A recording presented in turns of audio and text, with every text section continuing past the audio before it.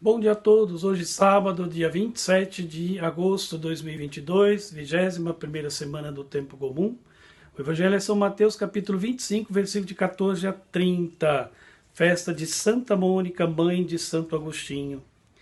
Naquele tempo disse Jesus a seus discípulos esta parábola. Um homem havia viajado para o estrangeiro, chamou seus empregados e lhes entregou seus bens.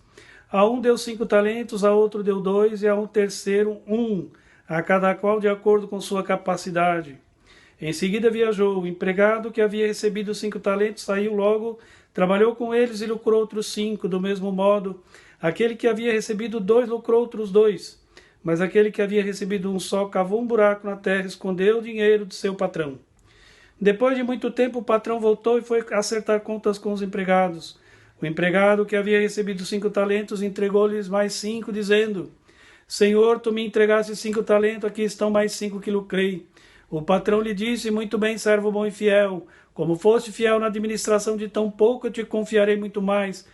Vem participar de minha alegria. Chegou também o que havia recebido 2 talentos e disse: Senhor, tu me entregaste 2 talentos. Aqui estão mais 2 que lucrei. O patrão lhe disse: Muito bem, servo bom e fiel. Como foste fiel na administração de tão pouco, eu te confiarei muito mais. Vem participar de minha alegria. Por fim chegou aquele que havia recebido 1 talento e disse: Senhor, sei que és um homem severo, pois colhes onde não plantastes e ceifas onde não semeaste.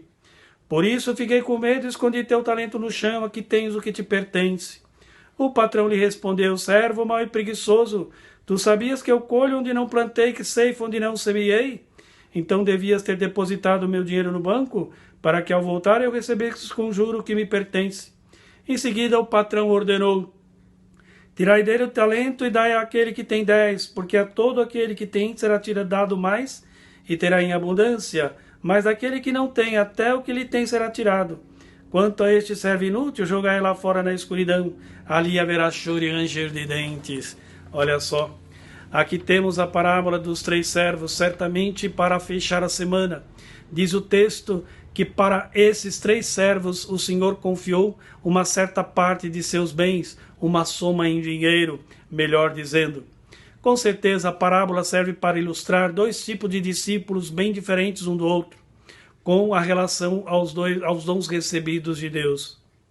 Os 2 primeiros representam o discípulo que se serve do tempo de sua existência para viver intensamente os dons recebidos de Deus, melhor dizendo, o amor e a justiça. São aqueles discípulos que, vigilantes, não esperam para amanhã o que têm que fazer hoje e não deixam nada para depois. Praticam o bem, usam a misericórdia para com seus irmãos mais fracos, fazendo sempre crescer os laços da comunhão para com Deus. Por amar a Deus acima de tudo, não cruzam os braços diante da preguiça e da inatividade. Estão sempre atentos, ativos, realizando algo bom em favor de quem precisa.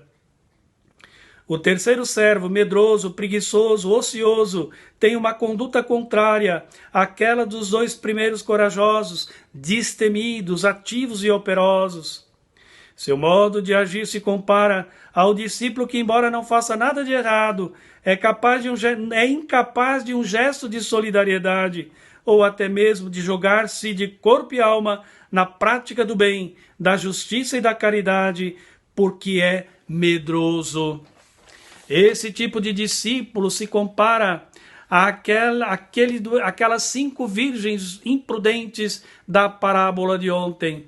Apesar de serem virgens, cumpridoras certamente dos mandamentos ao pé da letra, não acumularam aquilo que era fundamental: o azeite para a hora do imprevisto, ou seja, a misericórdia, o amor, a compaixão, a justiça. Sem isso, todo o resto cai por terra.